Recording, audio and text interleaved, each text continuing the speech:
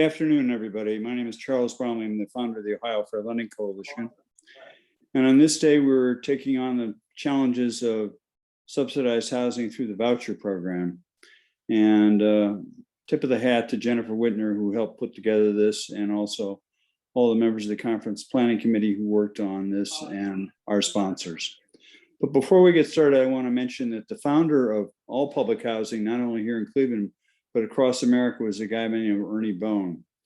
And there is a public housing project downtown, I think it's the 12th and Superior, called Bone Towers. And kind of imagine from downtown out to 55th was just tar paper shacks. And one of the reasons, the motivators behind public housing, was that nobody had any really access to public toilets and showers and stuff like that. So all that was torn down and replaced by decent public housing.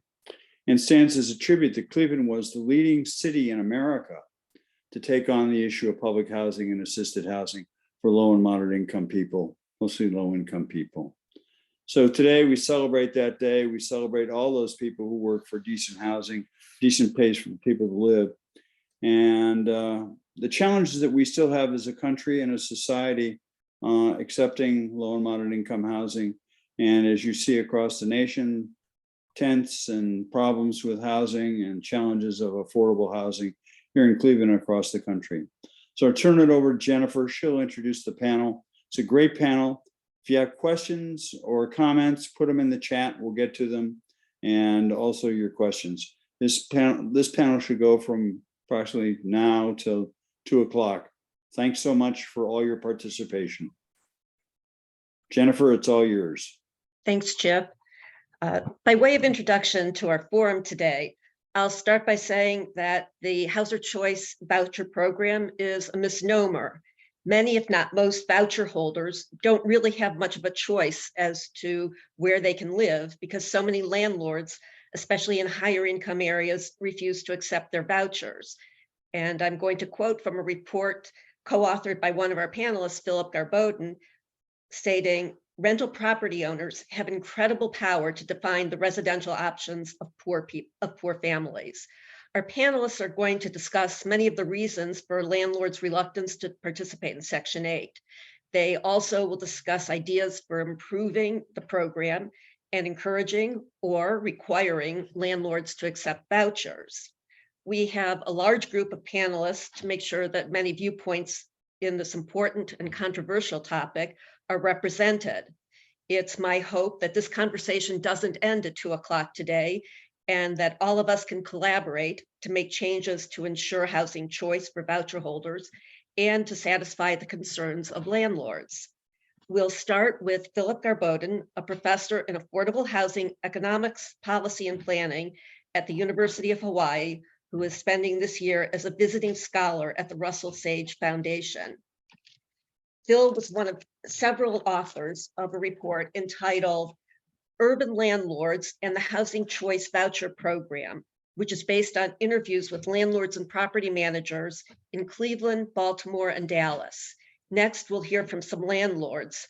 Malia Lewis owns rental properties in Cleveland Heights, and also serves on the Cleveland Heights University Heights School Board. David Garland operates both a for-profit and nonprofit development company. His projects are in several cities across the country, but his nonprofit recently acquired a Slavic village building with a project-based Section 8 contract, and he's also working on several projects in East Cleveland.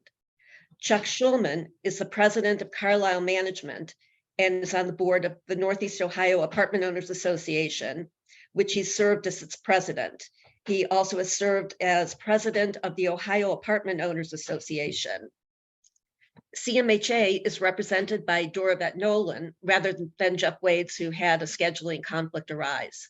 Dory is CMHA's Director of Policy Planning and Housing Mobility, and she is involved with CMHA's Section 8 demonstration program, as well as the traditional programs. Emma Petrie Barcelona is the COO of Eden, a nonprofit that provides housing and housing-related services, including Section 8 programs for homeless and other vulnerable residents in a 7-county area. Our final panelist is Elizabeth Zach, an attorney with Legal Aid Society of Cleveland. Elizabeth represents clients with Section 8 issues and has been working on creating solutions for them. So each panelist is going to make some remarks, and then we will have a conversation among the panelists and in response to audience comments. Please submit your comments and your questions throughout the session, and we're going to try to respond to as many as possible. So with that, we'll turn it over to the panelists, starting with Philip Garboden. Wonderful. Thank you so much, Jennifer, for the introduction. Let me get my timer going here. So I wanted to present sort of some broad overview findings from the report that Jennifer mentioned. So let me share my screen real quick. So by and large, what myself and my team did was to talk to landlords across the country, as Jen mentioned, in Baltimore, Cleveland, and Dallas. We also added Washington, D.C.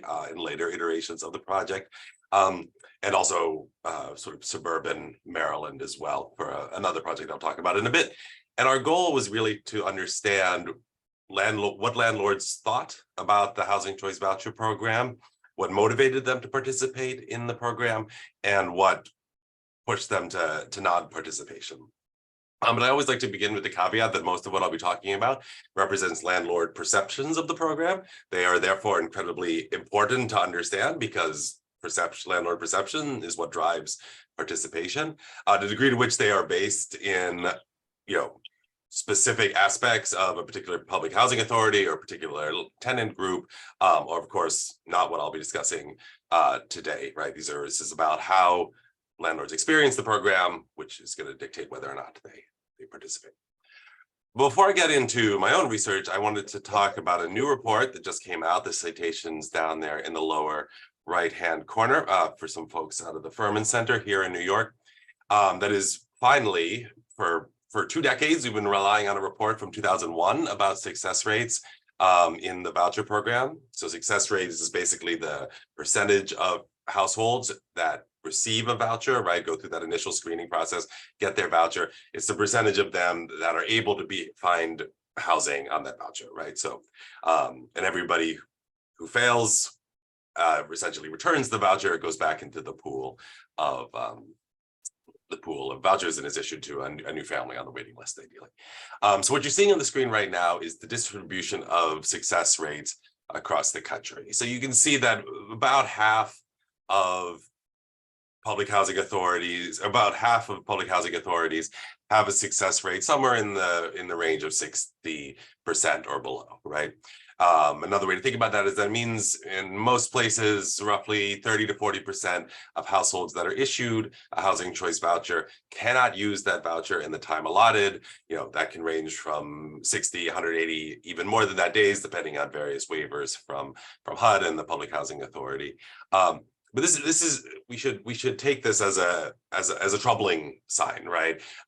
Families on the wait list for housing vouchers suffer enormous housing burdens. Evidence shows that they're making sacrifices in terms of other areas of their lives to be able to afford housing.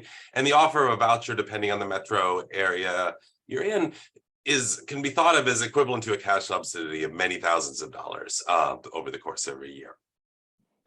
And so for families families are in most cases very motivated to use these vouchers, and therefore the percentage of them that are unable to do so in the time frame really suggests that programmatic reforms, other sort of aspects of the program should be adjusted to facilitate this usage.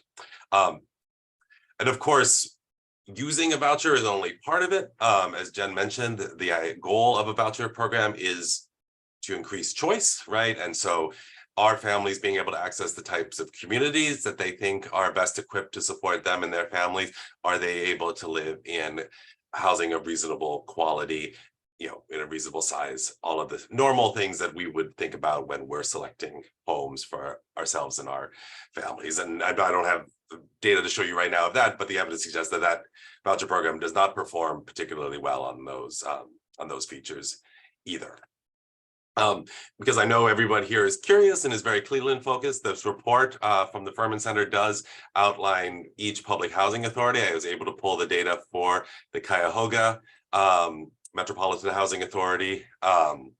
And you can see the success rate that was estimated by the Furman Center there is around 40%, depending on what year, right? Which means more than half of the vouchers that are issued in these particular years were unable to be utilized. Now, one important caveat here is the Furman Center is using national data provided by HUD. Oftentimes, when you talk to individual PHAs, as we will later on in this presentation, there's sort of nuances to these kinds of statistics that are important. But just to sort of situate this conversation, not only is this a national problem that's getting worse, but it is also an issue specifically in Cleveland, a place that everyone, I assume, in the audience cares specifically about. All right, so I'm now moving on from that report to my own specific investigations. I'll actually be talking today based off 2 reports. Both freely available online. Happy to follow up with anybody who might want access to them. The first is published by the Department of Housing and Urban Development from HUD, called Urban Landlords and the Housing Choice Voucher Program. The second, we wanted to look specifically at so-named opportunity neighborhoods, low poverty neighborhoods in suburban Maryland. And we collaborated with a mobility program, the Baltimore Housing Mobility Program there, to look at how they specifically recruited landlords into their program, right? Because if you think about the economic incentives of participation, they're going to be much higher in a high poverty community where tenants have highly volatile and low incomes, right? It's much harder to convince a landlord to accept a voucher in a neighborhood where they are able to basically find a market tenant, unsubsidized tenant who will pay rent without issue. So we wanted to dig into specifically those problems and collect lessons learned from the housing mobility program in Baltimore, and also talk to landlords operating in those neighborhoods to see whether they were similar or different. So that's sort of the basis of everything I'm going to say today, although of course I'll be very, very brief relative to the length of those reports. So the first point I really want to emphasize, and I'm sure this is, I know this is a factor in Cleveland, is that the voucher program provides clear benefits to landlords in markets where tenants have volatile incomes, right? So if what we call the counterfactual tenant, what is basically the tenant you would get if you didn't accept a voucher tenant, if that tenant's income is low and insecure, if that tenant has housing cost burden, that's going to increase the probability that that tenant will be late on rent, maybe even miss several months in a row of rent. That, of course, has direct implications for being a successful, profitable landlord. And so in certain circumstances, the voucher program can be quite attractive insofar as it smooths out those tenant income fluctuations and ensures that a portion of the rent is paid directly to the landlord every month without error. But let's talk about what pushes landlords away from the program as well. And I should, as a bit of context here, we talked to about 157 landlords. They were sampled randomly across different types of neighborhoods. We did not talk to landlords who rented luxury units that would never qualify for the voucher program anyway. We wanted to make sure that every landlord we talked to owned at least one unit in a place that was at least plausibly eligible for the voucher program, although perhaps some reforms. And the first, and to state the obvious, I just like to get out of the way because sometimes it can get ignored in these conversations, is no landlord, at least no landlord that we spoke with, is going to reduce their rent to accept a voucher holder, right? So the way HUD runs the voucher program, as everybody knows, is that there is a rent ceiling calculated in a very complicated way, sometimes for the whole metropolitan area, sometimes by zip code. But nonetheless, there's a rent ceiling. If you have a rental unit where you think you can get a tenant above that rent ceiling without problem, you're not going to lower your rent to accept that voucher holder, except in extremely altruistic circumstances, which won't drive outcomes. And this is why so much of the reform around the voucher program has thought about, are there ways to adjust these rent ceilings? Are there ways to adjust the determination of a reasonable rent for a particular unit in ways to make it more attractive for landlords? But the more, say, qualitative, experiential aspects of landlords' frustration really related to the process itself, right? What they would call the bureaucratic red tape, the hassle of renting to a voucher holder that they largely can avoid by renting to a unsubsidized tenant. The biggest one on that list is process delays, right? So many landlords in all of our sites talked about how if you rent to a market tenant, that market tenant can move in theory, the next day, right? If they pay you the down payment, and you can start generating rent on that apartment immediately, right? Whereas if you rent to a voucher tenant, that unit needs to be inspected. There needs to be a rent reasonable process. Need to develop not a single contract between landlord and tenant, right, but also a contract between tenant and PHA and a contract between PHA and tenant. And that all can create delays. And the length of those delays varies dramatically depending on the specific circumstance and the public housing authority. We heard lots of different estimates of that from landlords, but essentially any amount of delay compared to a market tenant was had direct implications for a landlord's bottom line and their ability to start collecting rent. And I should point out that this also was a negative experience for tenants, right? That means that any amount of delay means that tenant is still living in whatever housing circumstances they were prior to receiving the voucher, often unstably expensive, perhaps doubled up with family members, temporary housing arrangements if they were formerly homeless, things like that. So this is something that's really sort of, the faster we can make that adjustment, better for landlords and better for the tenants. We heard a lot about inspections, not surprisingly, from landlords. The inspection process, of course, happening prior to move-in the standard case, and then annually thereafter.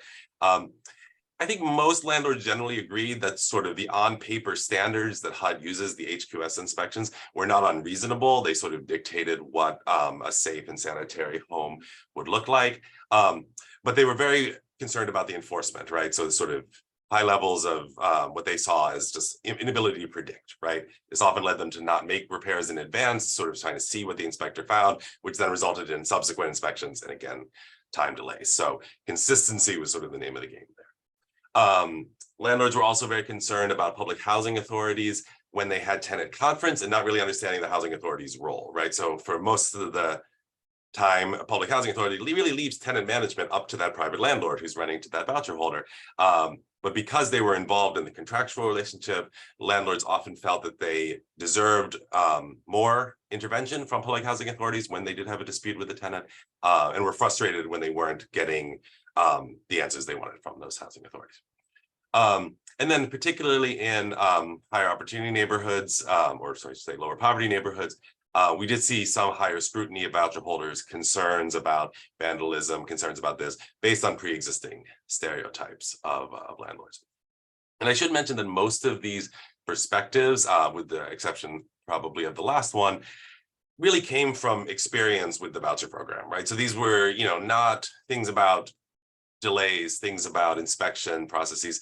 Even our non-participating landlords had direct experience in one form or another with the voucher program. So they're really based on sort of the experience of participating in the program in their particular context. All right, so how do places deal with this? Well, basically public housing authorities across the country are aware of this problem, have been trying to deal with it in a whole bunch of different ways.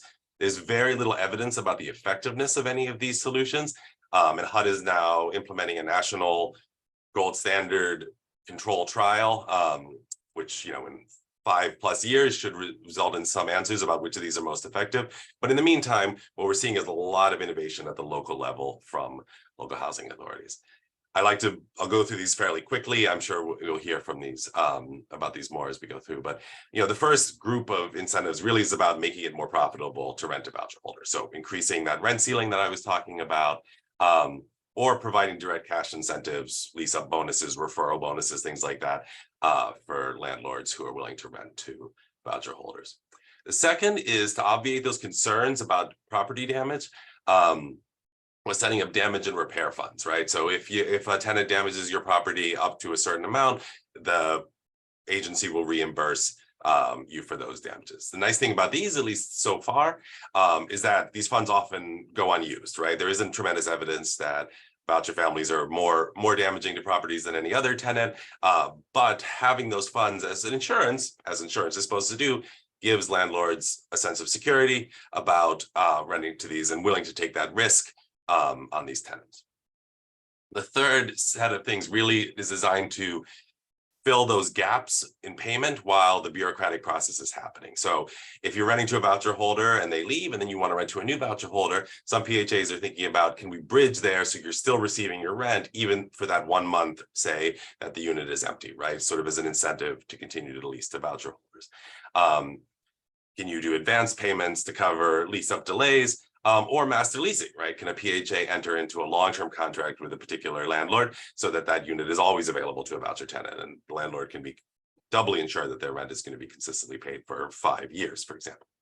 The most extreme version of this is project-basing the vouchers, really shifting tenant-based vouchers to project-based vouchers. We're going to hear from someone who runs a project-based unit in a bit, so I won't get too much into that. But that's sort of the most intense version, where you're really ensuring that those units are earmarked for voucher holders in perpetuity, more or less. Lots of talk about inspection, not so much the quality standards themselves, but can we adjust the schedule for brand new buildings? Can we adjust, inspect them every 2 years? If you have a multi-unit building, can there be some sort of reduction in the bureaucratic costs associated with that? And then there's a whole group of outreach, emotional appeals, specifically veteran vouchers targeted to veterans, for example, are can be a very sort of powerful way to promote participation sort of as a civil good. And of course, there's good research evidence, I should say, in supporting the tenants themselves in their search, having that sort of expert person who can navigate search websites, who can make contact with landlords, help sort of break down barriers and stereotypes, start communication. That kind of counseling has been shown to be very effective at promoting higher rates of lease up. And then the last one is prohibiting discrimination against voucher holders, as you can see by the examples on the screen there. There's more research evidence of this to suggest that it is effective, but it does not a cure-all, right? You have a marginal improvement in lease-up rates, types of neighborhoods accessed by voucher holders, but unless you're making the program more attractive to landlords as well, landlords will find all kinds of ways to either ignore or just find technicalities and loopholes, right? Raise your rent above the rent standard, so on and so forth. Listed only in certain places. Lots of evidence that this occurs. So if you really want to promote voucher holders, you really have to think about making the program better for landlords as well, not just using the sort of stick aspect, although the stick is effective at the margins. Finally, and to get to the final point I want to make here, you really want to think also about what your goal is, right? Your goal is to always be to increase success rates, but how much do you want to prioritize helping tenants move into new neighborhoods? How much do you care about the number of landlords sort of per voucher holder, right? Do you care if all the voucher holders are concentrated with a couple really high quality landlords, or is it a specific value given your metropolitan context to have them more spread out in the metro region? These are important questions to answer, because the approach you're going to take to promoting landlord participation is going to be impacted by the overall goals, right? More landlords willing to participate is always valuable, but how you're targeting your resources in that respect is really important. And as someone who studies mobility programs, promoting that kind of choice and that kind of opportunities can be quite important. So I will end there and pass over to the folks who are real experts on the Cleveland situation and can talk about this in much more on the ground terms. So thank you for listening. Thank you, Phil. Malia, you're up next. Thank you very much, Jennifer. And thank you to everybody who organized this forum and invited me to participate.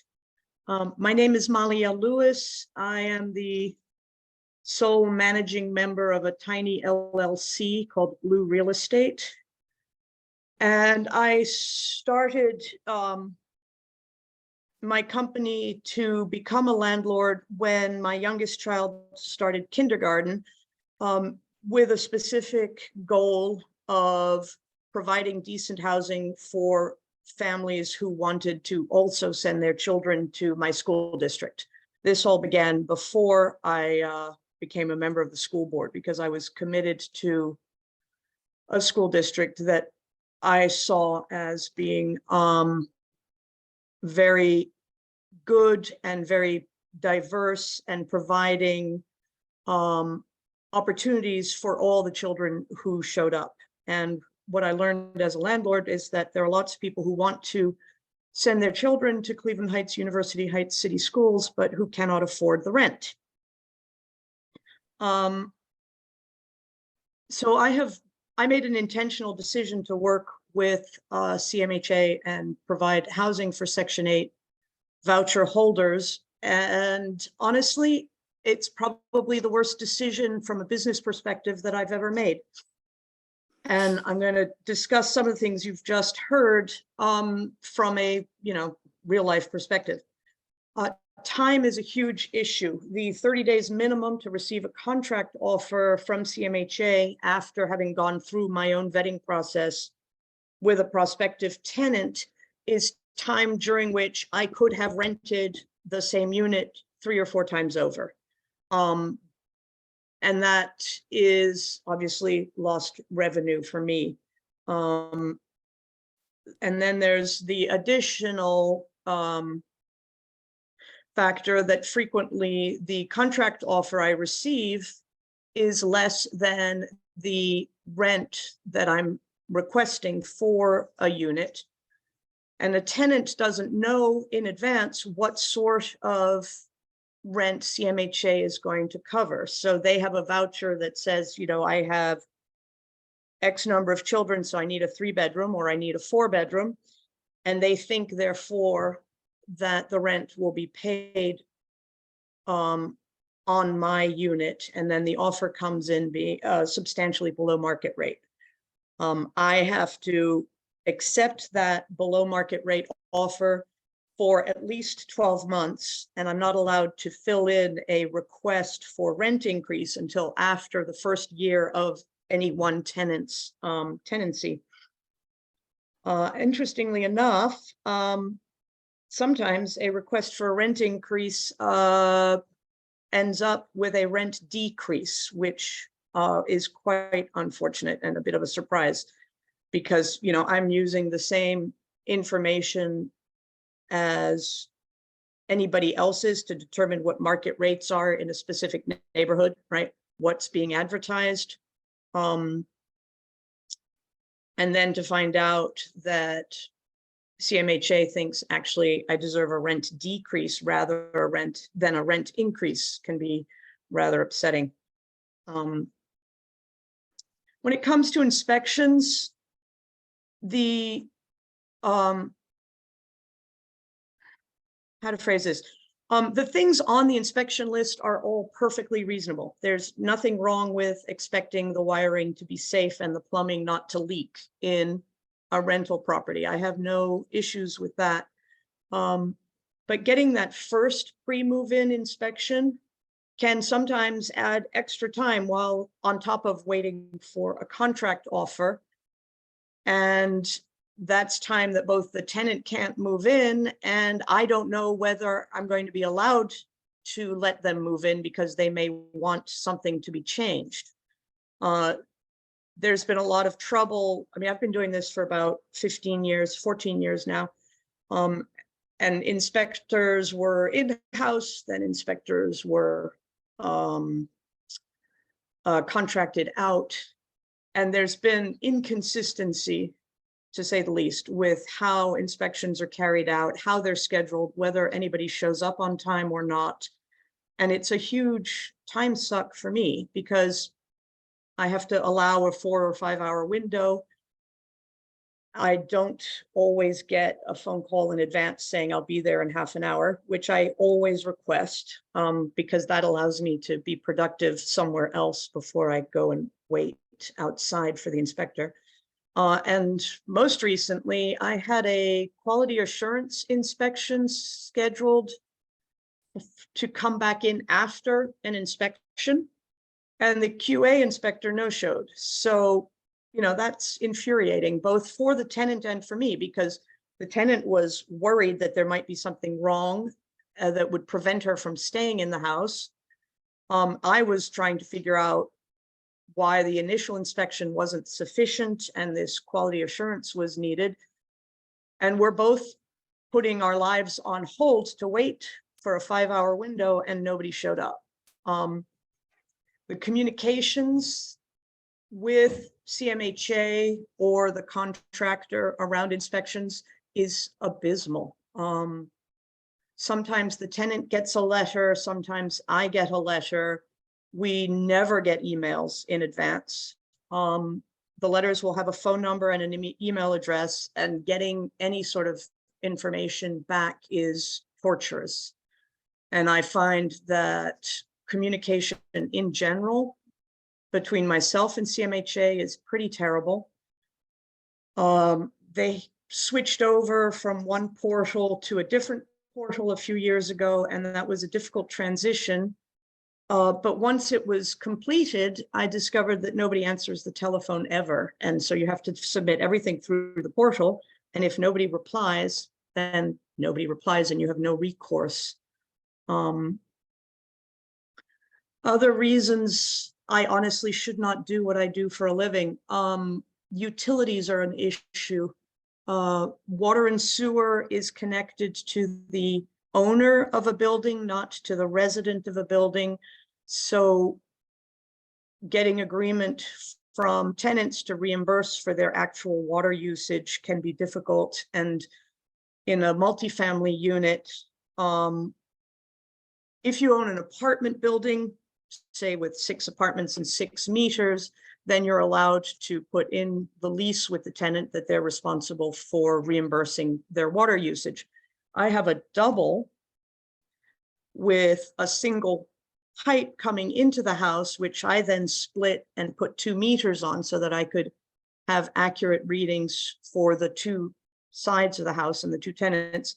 But that house, for some reason, I'm not allowed to require the tenants to reimburse their water usage because it doesn't have 2 separate water lines coming in from the street, despite having split the meters.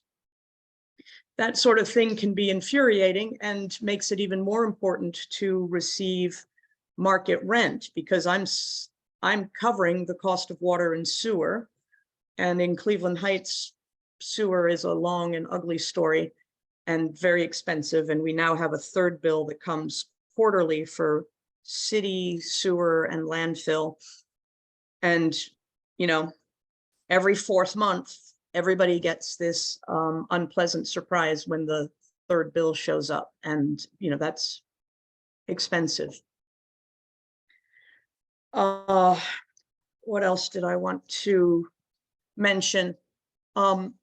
This is unfortunate, but before the pandemic, I would try to do as much of my CMHA business in person as I could, because I found the telephone and email systems non-responsive.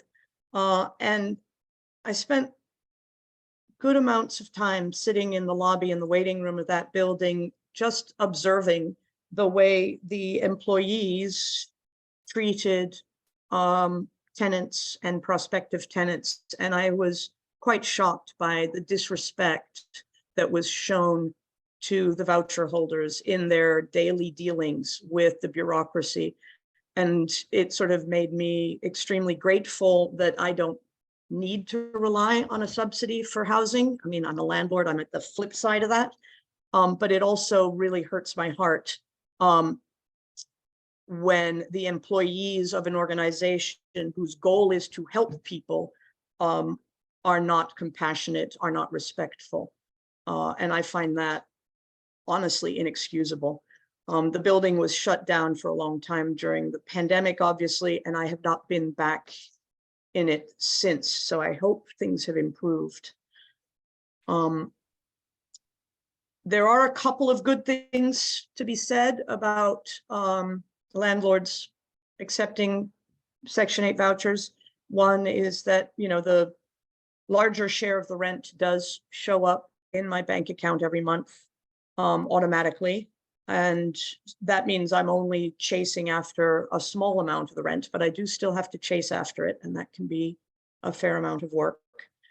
And it does provide stability for the families on a voucher who get a house, because that stability in housing is what allows a family to overcome whatever adversity led to them qualifying for a voucher to begin with. And the more stability we have in housing, the better for everybody, right? That leads to more stability in the children's educations. They can stay in the same schools and not have to move around. It helps with jobs and everything that matters in a family's life. So that's important.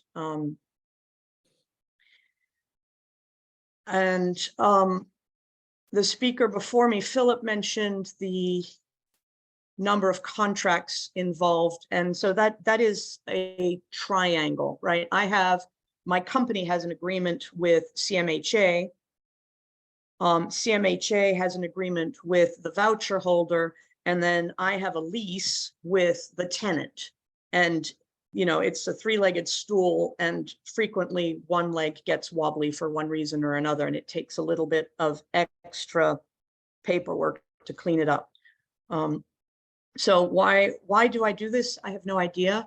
I think mostly because I can, and I therefore feel a responsibility to continue doing so. I have tried to offer my units to Eden and to the VA. I've attended a couple of different VA training sessions, you know, to encourage landlords to accept veteran tenants. But in both of those cases, it fell through, mostly because my units have multiple bedrooms and they're better suited to families, and veterans are more likely to be single. And my units have a lot of stairs because they're 3-story houses. And so they're, you know, not physically accessible for many Eden voucher holders. So that's, I would love to provide housing for those populations if possible, but if what I own isn't appropriate, then, you know, that makes perfect sense. I get it. And that's it for me. I mean, I've learned that there are very few landlords in Cleveland Heights who accept vouchers. And that sort of gives me the moral responsibility to continue doing so. But it is a very hard road. And there are days when I wonder why I do it. So the bureaucracy is enough to kill anybody as far as I'm concerned. That's all from me. Thank you. Thank you. David?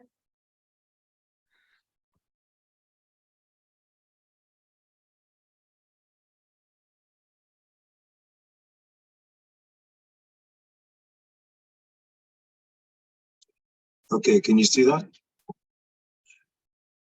Yes. Great, okay. Let me put this. So my comments will be fairly brief and very focused on basically this particular building in Cleveland.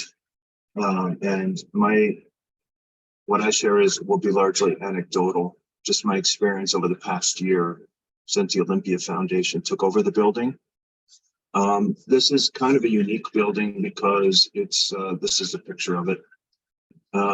It's a 20-unit residential building and a 6-unit commercial building on the ground floor. It's right on the edge of the Slavic Village neighborhood of Cleveland. Very prominent neighborhood of 55th and Broadway. It's actually a mod rehab contract, which, you know, we're fewer and fewer. Fewer and fewer.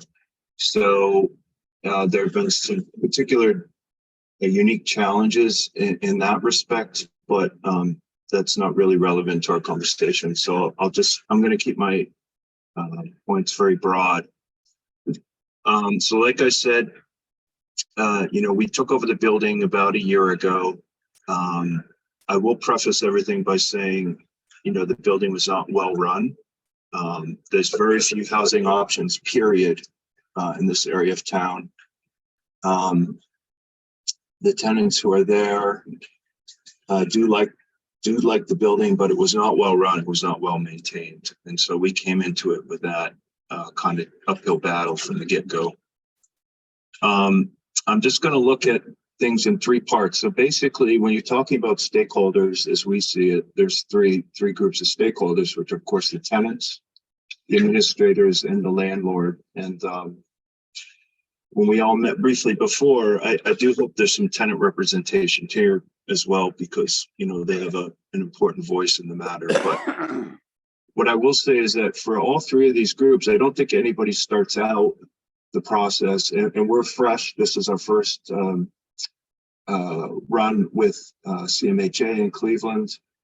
And so, you know, we came in fresh and kind of bright-eyed and bushy-tailed about, you know, how we can make this building work. And really, you know, the Olympia Foundation was created to focus on inner city urban renewal in challenged and blighted areas. And so this certainly qualifies. I would say over the last year, we've had some good experiences and we've had some challenging experiences. And over time, as it is when you're dealing with, well, just in general, over time, we've kind of gotten worn down, and it's become more and more, it's gotten frustrating at times. And it's not just the MHA, it's also the tenants.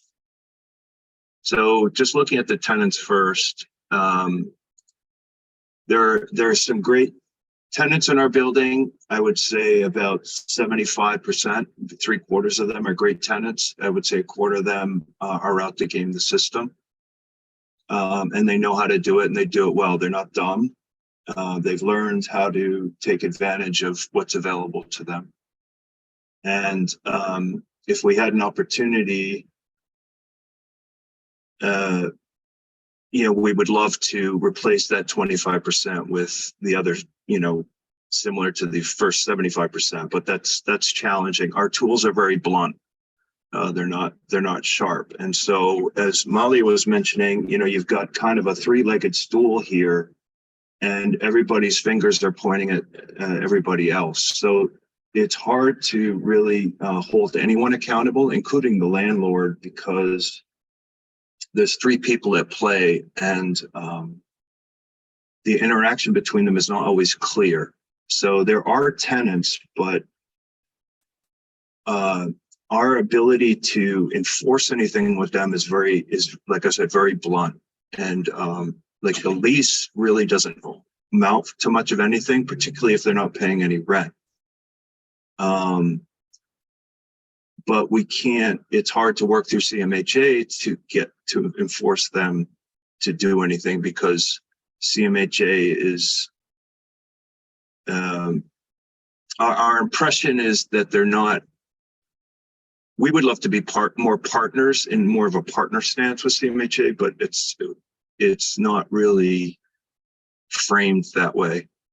And Molly was speaking about the interaction with the tenants. You know, I don't know if they're working for the tenants or how they would frame that relationship either, but it just doesn't feel like everybody's working together. That's the bottom line. They're not held accountable. Just as an example, we have a tenant whose rent was $144 a month out of $700. And again, we're in a mod rehab program, so the rents are about 30% below where they should be for market, if not more, actually up to 50% below market. So we've been dealing with that and the challenges of running a building in a high inflation economy with rents that are 30 to 50% below market. But leaving that aside, they're not held accountable. So even tenants, this is one of the 25% that know how to game the system. So even though they only owe $144 a month, they know that if they don't pay it, there's very little that we can do. And we've spent about 3.5, actually closer to 6 months now, trying to work through the court system to evict this tenant. And due to technicalities, we just haven't been able to do it. That's the bottom line. So it's very hard. And what kills us is that, you know, we hear about how all these tenants can't get vouchers, or all these, you know, there's such a lack of vouchers for tenants who really want them or would use them or benefit from them. And then we have people like this who just live to game the system. And this particular tenant has told the building manager that as soon as she's evicted, she's going to move back home to North Carolina to be with her mother. So it doesn't matter to her anyway. She has no intent on paying rent. So that's what we're dealing with. So the tenants hold a responsibility here. Now change that to a gentleman who is always there in the first of the month. He's been in the building for years. He has a part-time job, very responsible, very pleasant, great to work with. So we have both, but it's that 25% that kills us. So that's the tenants. Then we go to see the administrator, what I call the administrator, just CMHA. So again, I don't think CMHA comes in, hating the tenants. I don't think I think they're probably underpaid and overworked like most bureaucrats. But over time, it get worn down. And I think what Molly was talking about, having the heart for the tenants, that, that kind of gets hardened, where, because the tenants come in and give them a rough time and the landlords are pushing at them as well. But there is accountability lacking. And the timing issues that we talked about, that Molly had talked about, that are really challenging. It seems like our rent roll changes every month, even if tenants aren't moving in and out of the building. So we have to chase down every month. I have to go through with a fine-tooth comb on what gets paid by CMHA, because every month the numbers change and we don't know why. And it often takes several weeks to find out what happened. And again, when our rents are 50% below market, it's very hard to pay bills when every penny counts. So when we don't get 2 tenants rent on the first of the month like we expect, we have to call our creditors and say, look, I'm sorry, we can't pay the bills this month because we didn't get the rent. Or when tenants don't pay rent, the same thing. So, and there's really no recourse on that. There's nothing we can do about it. We just have to be patient and wait, and we kind of suffer the consequences when with those challenges. Same with inspections. There's a lot of redundancy there. Molly had also talked about inspections. I mean, we've had a unit inspected 2 or 3 times within a couple of months, the same unit, because one tenant moved in or one tenant moved out, or there was a miscommunication at CMHA, and the same, they didn't record the fact that it was inspected. And so the same guy comes back and he said, I just walked into this, I just looked at this unit 3 weeks ago. So, and other things too, like with inspections, there may be a very minor thing that needs to be changed for it to pass inspection. And yet we need to wait 2 or 3 weeks for a schedule. So those $200, $300, $400, $500 that we're losing in rent because of this item that we fixed the same day, after failing that first inspection, that's very costly to us. So the timing is a big issue, as both the prior speakers have mentioned. And then the landlords. So the challenge is, processes and duplicative. I know there's plenty of bad landlords out there, but we really do want this to be an enjoyable, pleasant place for the tenants to live. I really like a lot of the tenants. I've actually spent some time living in the building because I wanted to see what it would be like to live there, rather than just kind of, visit with a tenant every once in a while. So I actually spent some time living there. And some of the tenants are fantastic. Those 75% are really great people and want to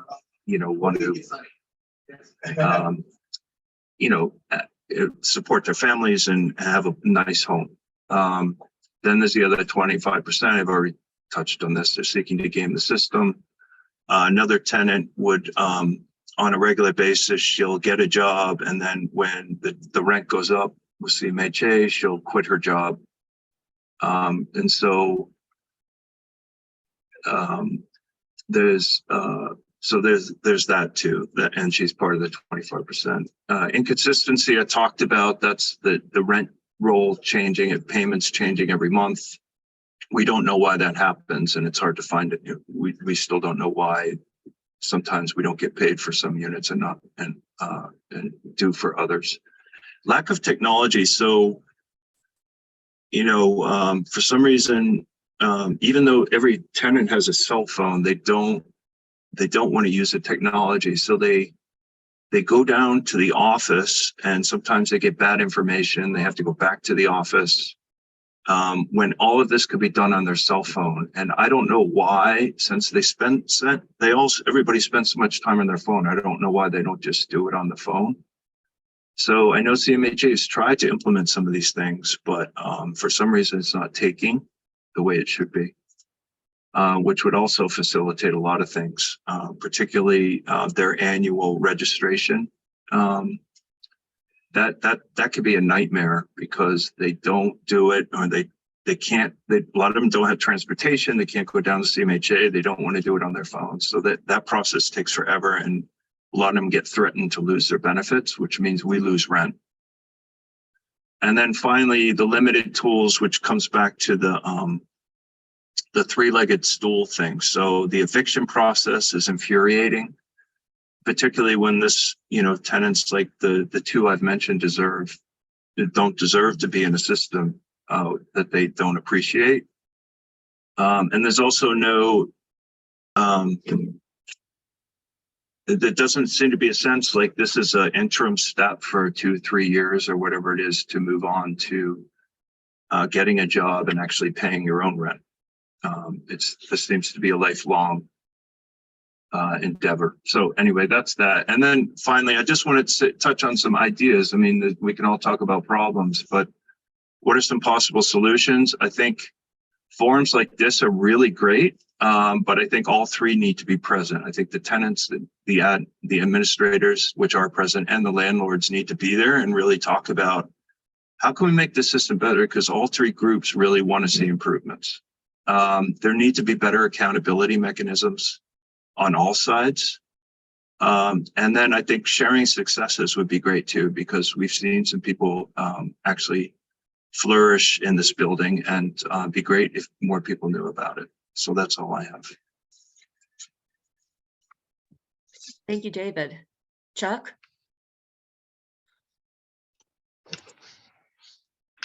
Thank you very much. I'm here in a slightly different role than the two preceding property owners, in that I'm a third-party manager. I also, as Jennifer said earlier on, have been a officer of the Northern Ohio Apartment Association, the Ohio Apartment Association, and I'm on the Legislative and Finance Committee of the National Apartment Association. So I look at it from a slightly different perspective. We manage properties as a third-party manager in the greater Cleveland area, Columbus, Pontiac, Michigan, and Cincinnati area. So we work with quite a few different organizations and authorities, and we manage properties from normal conventional properties to subsidized properties and do receiverships. I don't see all of the same issues because I don't work as closely as David and Malia do with Section 8 tenants on a regular basis, since we manage all different types of properties. But I know that our perspective is actually a little bit different.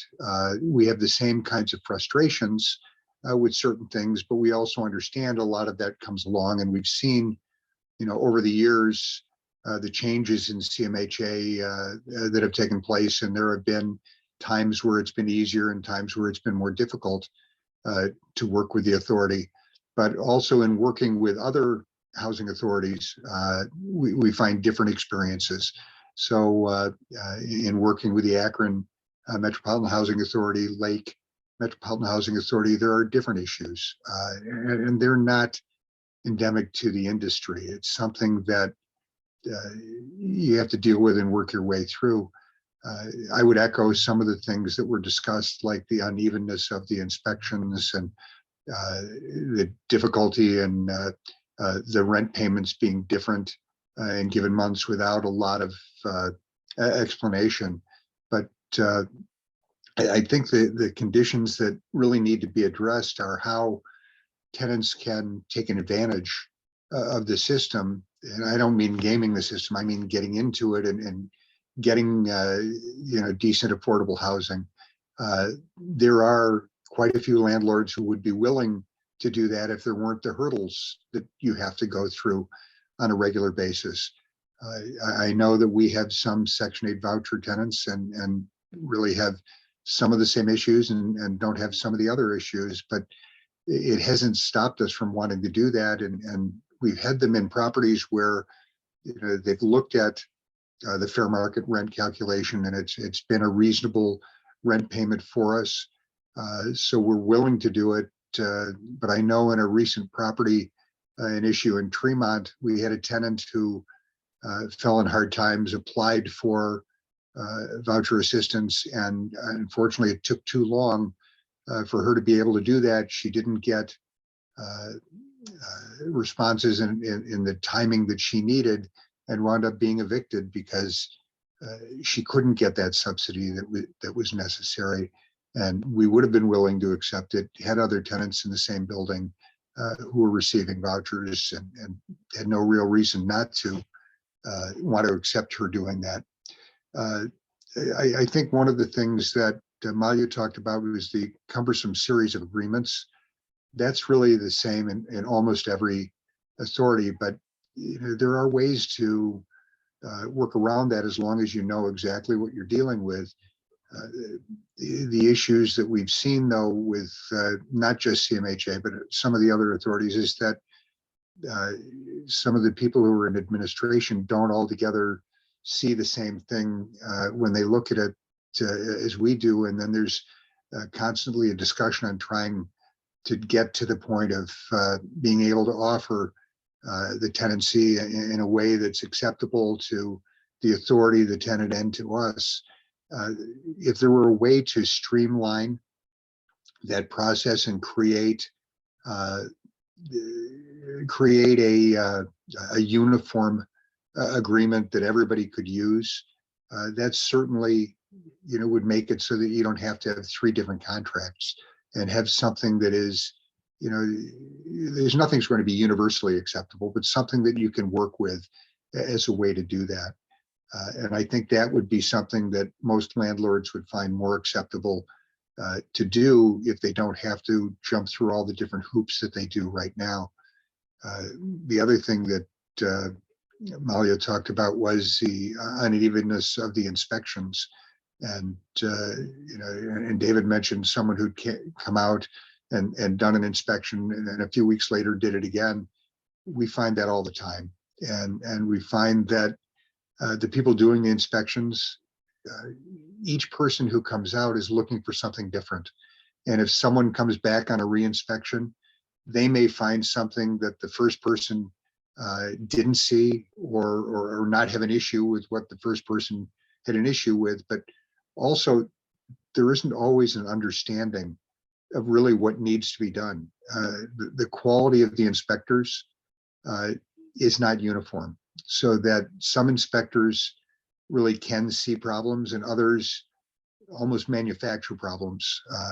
It seems at times like they're doing it to be able to rationalize the need for the inspection.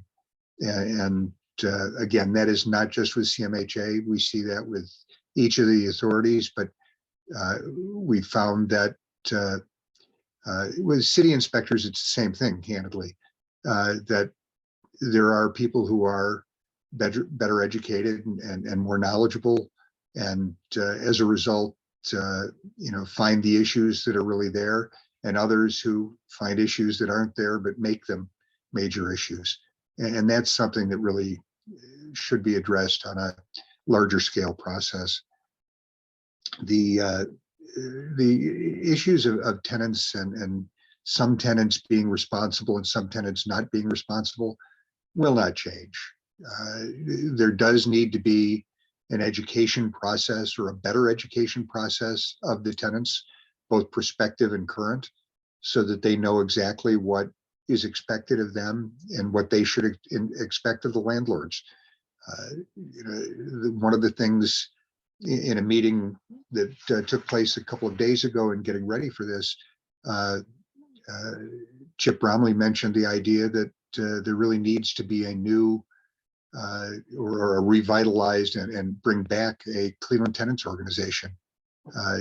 That really is a necessity, because there needs to be someone who can advocate on behalf of tenants. And right now, it's difficult for a tenant who's having problems to get somebody to be their advocate.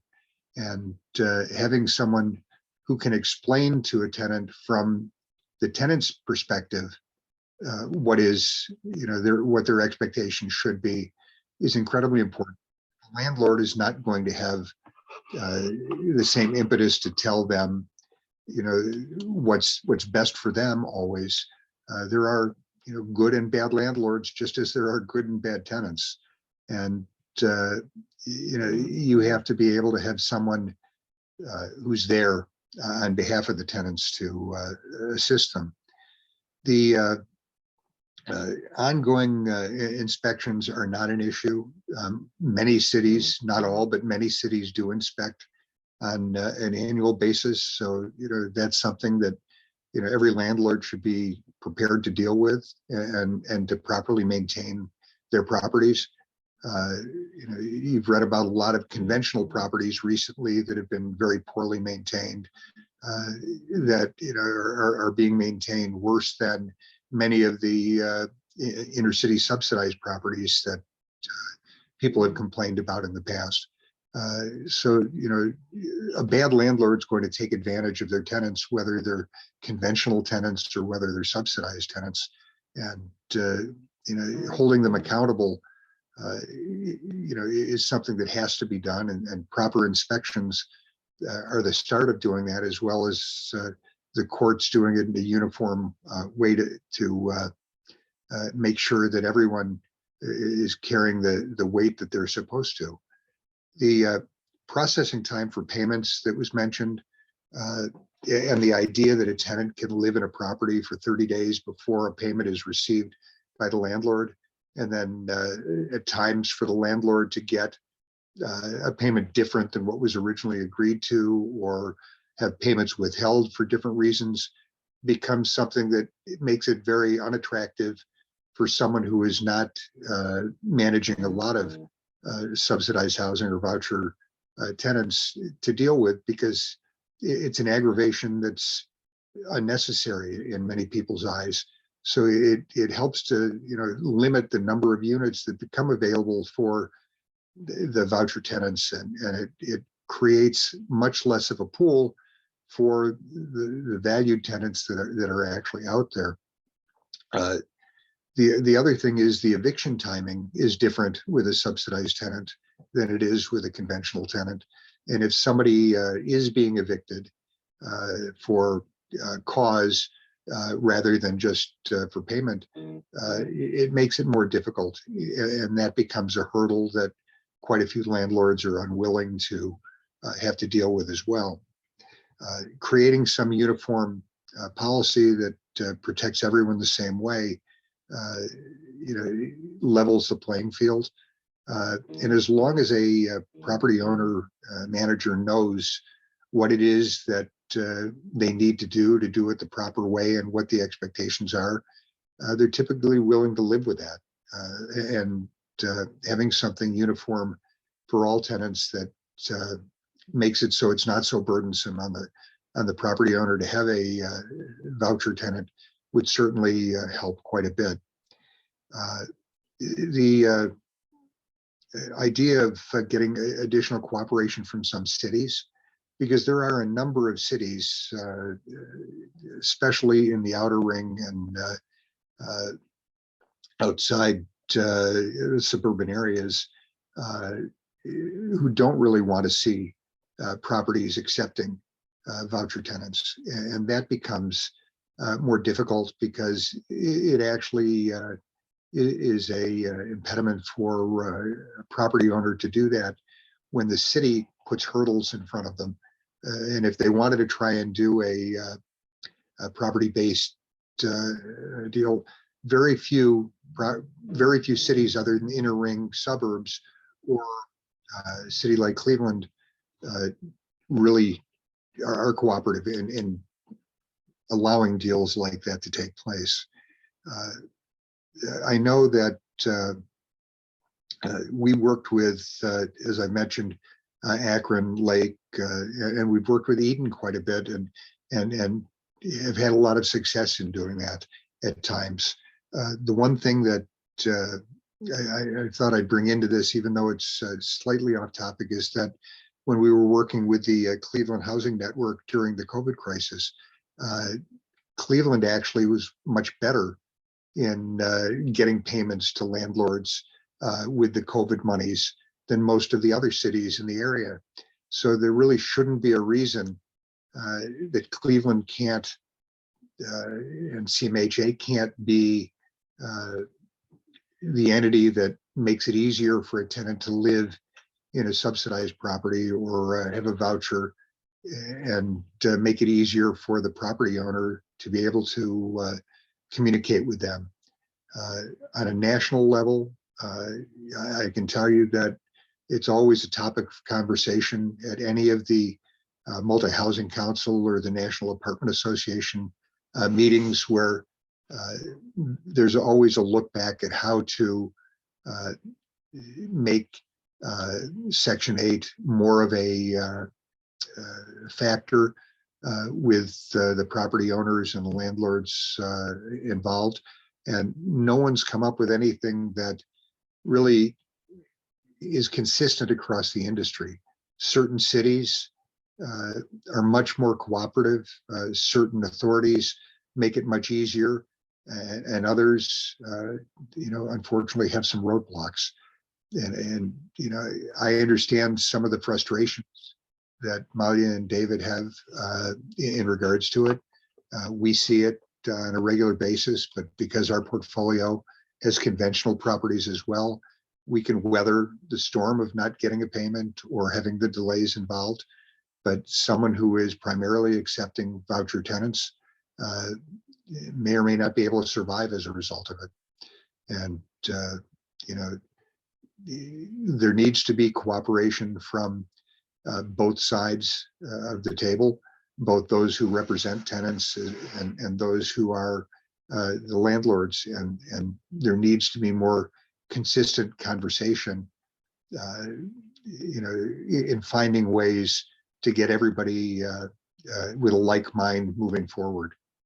And I really don't have much more to say than that, but I think things like this webinar today are a promising way to begin those discussions and get everybody to the table again. Thank you. Thank you. Dory?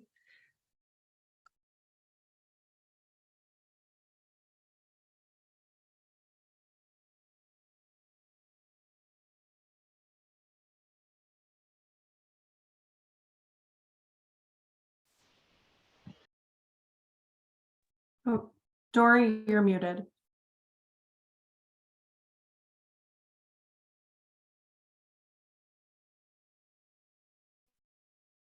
Is that better? Okay, I'll try again. Sorry about that. I'm Dory Nolan. I'm the Director of Policy Planning and Housing Mobility here at CMHA, and I work hand in hand with the Voucher program. Thank you so much for having me. In this presentation, I'll share a little bit of information about the Voucher program and a new program that we're currently involved in that some have kind of mentioned, the mobility program, as well as our efforts to increase participation in the Voucher program. There we go. But first, just a little bit of information about us. Everyone is familiar with the Voucher program. Participants with a voucher select a unit in the private rental market with an owner who's thankfully willing to participate in the program. And the Voucher program subsidizes a portion of the rent while the participant pays a portion based on their income. But these facts are about us as an agency. So CMHA is the oldest housing authority in the country, established in 1933. We are also one of the top 10 largest housing authorities in the country, having 5,911 public housing units in 33 different developments, 4,586 multifamily units through 30 different developments, an allocation of 15,687 housing choice vouchers, which results in an overall economic impact of just about $9 million a month in HAP payments. And overall, with all of our housing programs, we serve just under 50,000 individuals. So the Community Choice Demonstration Program. So some of you may be familiar with Raj Chetty. He's a professor of economics at Harvard University. He completed a years-long study on how we could give children from all backgrounds better chances of succeeding. Dr. Chetty's research on neighborhood and childhood outcomes found that children who moved to areas of opportunity before the age of 13 were more likely to attend college, earn 30% more in their lifetime income as adults than those who didn't have this move to opportunity, had lower rates of incarceration, teen birth rates, and were less likely to become single parents. And the voucher program is an ideal mechanism to give families living in high opportunity areas the chance to move to areas in high opportunities and have this positive impact on children.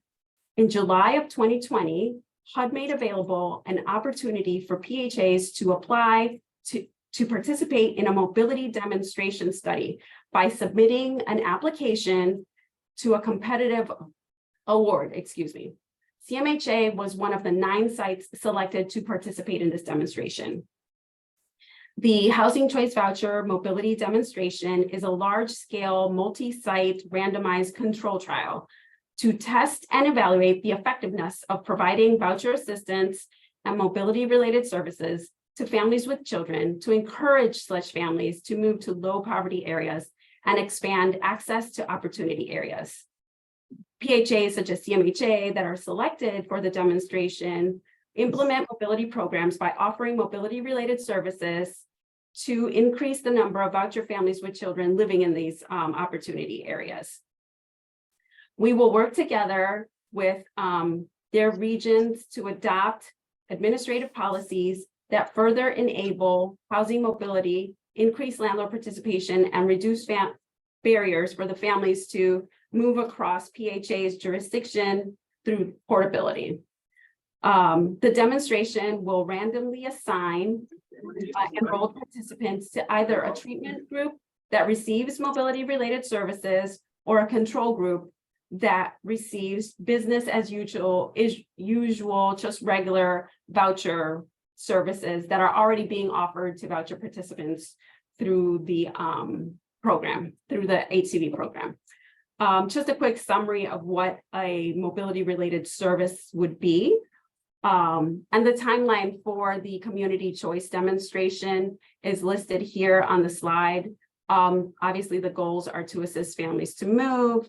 The targeted population is families with children. The total funding was over $4 million with 74 new vouchers for this program. And here we talk about in the mobility related services, pre-move services such as mobility counseling to address barriers that the family might encounter in moving, reviewing things like credit reports and financial literacy. Housing search assistance is provided, which includes supporting families, helping them select units and touring units with them. Family financial assistance is provided to cover the cost of things like application fees, security deposits, moving costs. Landlord recruitment and support is included in the community choice demonstration, and it includes various financial incentives such as holding fees, lease-up bonuses, and a damage mitigation fund.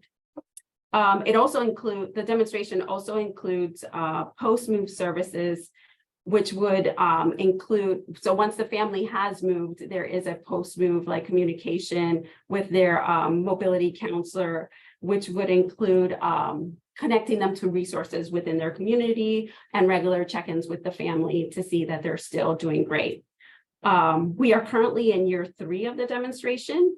We've reached out to 1,200 voucher participant families, inviting them to enrollment sessions. 179 families have enrolled in the demonstration. 4 families have successfully moved into opportunity areas. And next month, we will begin inviting applicant families from our waiting list to enroll in CCD. On this next slide, this is a map of the opportunity areas within Cuyahoga County. HUD determined opportunity areas to be areas within our jurisdiction, which is all of Cuyahoga County, where the family poverty rate was less than 20%. As you can see, there are many high opportunity areas within our county. You can visit our website at cuyahogamobility.org to look up a specific address of a unit to see if it's in an opportunity area and to learn more about the mobility program. Next, I'm just going to talk a little bit about taking advantage of available HUD resources to maximize accessibility to voucher families. At CMHA, we're always on the lookout for any availability that HUD puts out, such as the mobility demonstration, which took a lot of time. And I'm sorry, I didn't mention that we partnered with the Fair Housing Center to actually provide those mobility related services to our voucher mobility participants. But we have many partnerships with different community leaders within Cuyahoga County to just be as ready and as flexible as possible to engage in any additional waivers or services HUD might make available that a housing authority could engage in so that the program is more accessible to families and owners.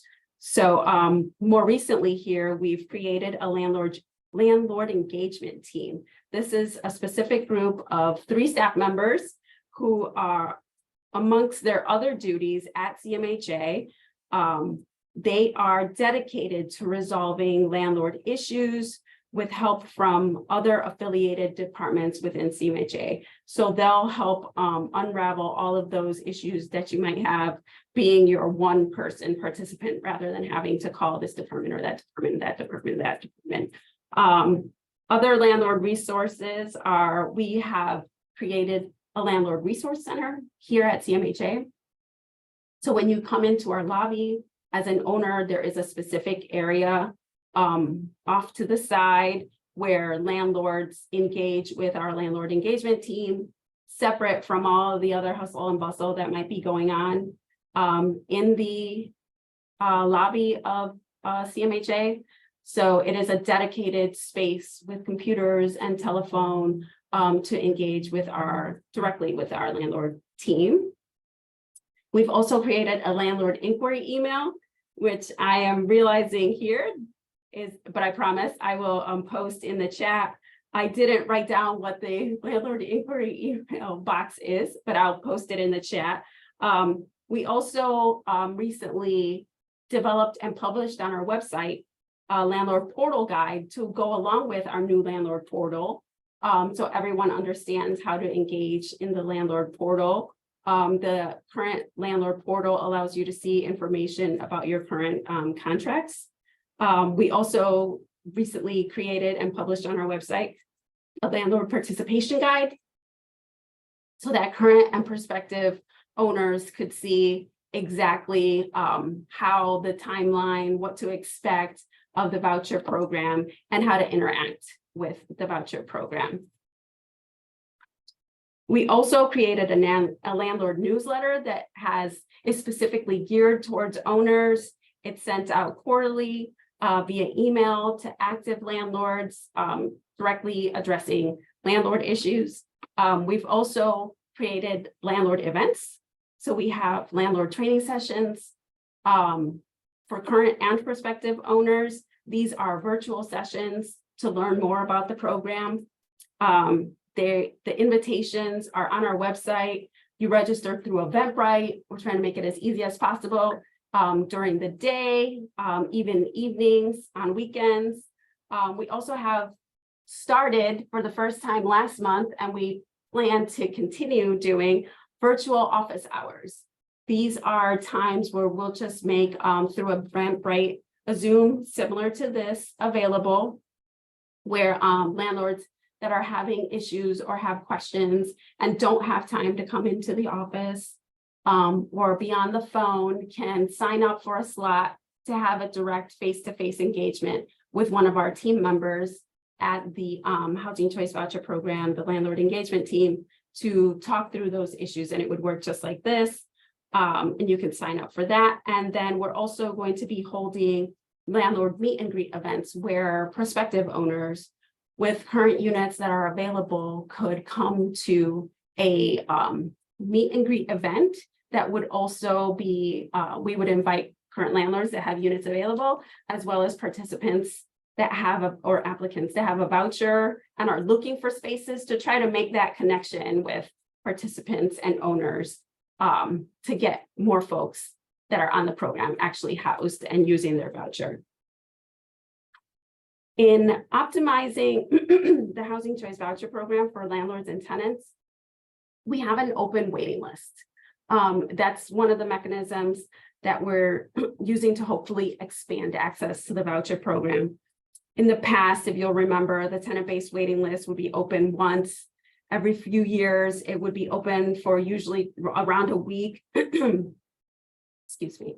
We would receive around 40,000 or so applications in that very short period of time. And only about 10 applicants would be 10,000, I'm sorry, not 10. 10,000 applicants would be chosen to actually get placed on the waiting list. And then, excuse me, 1 second. CMHA would work through that 10,000, that list of 10,000 over the next couple of years, and then open the waiting list up again for a short amount of time. But since November of 2020, we moved to a model with a perpetually open waiting list, which allows anyone to apply to our waiting list at any time online. The waiting list also has an auto expiration of every 18 months. At least monthly, the Housing Choice Vouchers Applications Department randomly selects from the waiting list applicants to invite them to complete their full application and undergo eligibility determination to receive a Housing Choice Voucher. Should an applicant not be selected within that 18-month timeframe, they receive an email message letting them know that their current application has expired and inviting them to reapply to the waiting list since it's open, and making it easy for them to do so with just a click on that link on their email. This makes it so that everyone on the waiting list who's invited to an eligibility determination session has updated family composition information, updated contact information. It's not stale, it's not years old because you applied however many years ago and we're just working through the list. So it makes it more current and easily to engage with the email process, it being electronic. We've also, I think it was discussed a little bit, David talked about project-based vouchers. We've made available a rolling RFP for project-based vouchers. Project-based vouchers are a component of the Housing Choice Voucher Program. CMHA can use up to 30% of its authorized voucher units to provide subsidies to a specific project, so long as it meets project-based regulations and furthers CMHA's goals to provide affordable housing options in diverse neighborhoods and deconcentrate poverty. CMHA has a rolling RFP PVV on our website with multiple rounds available for submission. So it's open all year long. We're currently accepting applications for project-based vouchers. There's just a minimum that the project have at least 8 units. And we currently have we're allowed to have up to 30% of our allocated vouchers as project-based, and we're currently right about 5% of that. So we definitely have space. And the RFP can currently be found on our website at cmha.net under doing business with CMHA. And lastly, just a little bit about our payment standards. All housing authorities are required to set their payment standards, which relate to the maximum amount of subsidy that the authority can provide per bedroom size for families. Their housing authorities are required to set that amount to within 90 to 110% of the published 40th percentile fair market rent. In late 2021, HUD made available a waiver to allow housing authorities to maximize their payment standards and set them at a rate of 120%. Like we could go all the way up to 120% of the 40th percentile fair market rent if the housing authority applied to and successfully made a case for why they felt they needed these higher subsidy standards. CMHA was successful in applying for and gaining the waiver, and since 2022, our payment standards have been set at the maximum allowable by HUD, which is 120% of the published fair market rent for Cuyahoga County, in hopes of giving our greater access and competitiveness to voucher participants in the private rental market. And this is inclusive of small area fair market rents. So we max out the payment standards by making them as lucrative, as competitive as possible, to make it easier to work with the voucher program and make it more, make more areas accessible to voucher families. And I heard a mention, it's not really on my script, but I heard a mention about inspections, and CMHA did opt to do biennial inspections, which mean they would happen every other year rather than annually. Due to COVID pandemic, we didn't do inspections during that whole time during COVID. So this is our makeup year. So every single unit on the program is getting inspected this year. And then next year, we will start the course for doing every other year for units. So we look forward to rolling out that initiative as well.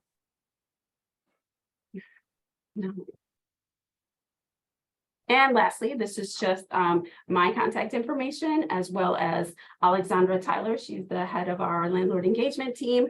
She is our mobility and landlord outreach coordinator. Thanks again.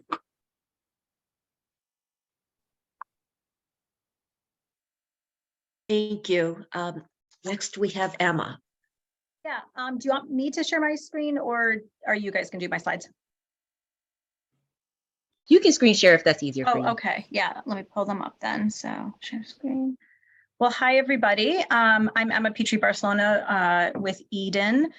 And I'm going to be starting to tell you a little bit more about Eden, just because we're a bit unknown in some areas and other areas known, but just to clarify who we are and what we are, but then also tell you about our housing choice voucher program. So is my screen shared? Right, but you're not to full extent. Okay. How about now? It looks good. Okay, awesome. All right, so you have the mission in front of you, but just know that we've been around for just over 30 years. We were started actually as a sort of a real estate arm of the Adams Board in Cuyahoga County. So what's now the Adams Board, which is mental health and addiction services in the county and behavioral health system. And so we started as a housing provider and have since expanded to a number of areas or other areas related to affordable housing and serving different populations here in Northeast Ohio. So the three main areas we work in is that we are a housing provider, we provide rental assistance, which I'll speak in more detail on, and then general housing services. We partner with many other organizations and in Northeast Ohio to provide what's traditionally referred to as case management or other supportive services. So Eden is not a support service provider.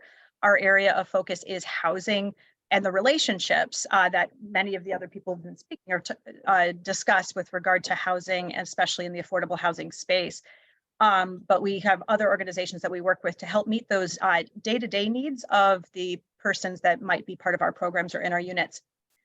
Just also wanted to note, we are a very large nonprofit. We have a lot of revenue, but not unlike a PHA or like CMHA, most of our resources go out the door in direct rent payments to property owners and managers, as well as in utility payments on behalf of participants.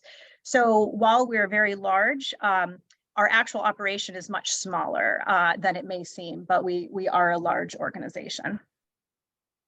So these are the 5 major areas. I won't go into detail, but we also are a real estate developer in that we do bring on new projects online to serve the populations. And then another area of focus that has really emerged in the past few years, specifically during COVID, is that we have a lot more resources and are much more involved in homelessness prevention. So that's where we might be able to apply resources to situations to help avoid homelessness in the first place. So here there's some information about really the core of what we're doing. Our work overwhelmingly is involved with Housing First, and we could talk offline about what Housing First is, but the nuance is that for the people that we're serving, it's to get people housed first and then functionally work with any other needs that need to be met after the housing occurs. And we do that through our permanent housing programs and rapid rehousing programs, linked with supportive services when at all possible, depending on the program.